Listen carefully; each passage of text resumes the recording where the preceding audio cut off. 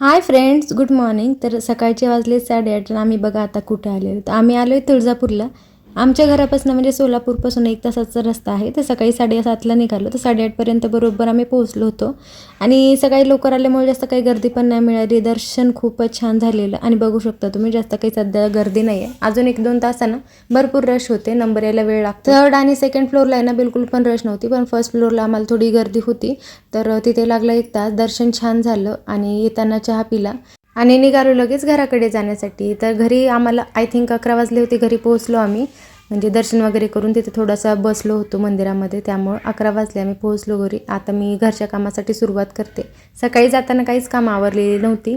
तर मशीनला कपडे लावले आणि इकडं मी स्वयंपाक करायला सुरुवात केली. तर इथं मी भरलं वांग्याची भाजी बनवली आणि भाकरी करायला घेतल्या. तर सकाळी जसं की मी तुम्हाला पहिले पण सांगितलं, दुपारच्या वेळेस आहे ना आम्ही भाकरी करत असतो, भाकरी खात असतो. तरी ते मी करून घेते. पण आहे ना बांगड्या एवढे सगळे होते की मला भाकरी करायला काही जमत नाही, कारण की ते असं खाच पडतात, असं तुटतात माझ्याकडनं. तर मला ती सवय नसल्यामुळे कदाचित होत असेल. त्यामुळे मी बांगड्या पहिले काढून घेतल्या, नंतर भाकरी करून घेतल्या.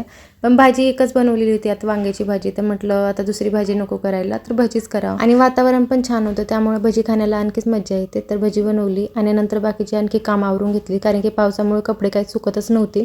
2-3 दुसरे कपडे असेच ठेवलेले, तर ते घड्या घातली. चला भेटूया नेक्स्ट व्लॉगमध्ये. Bye bye, take care friends.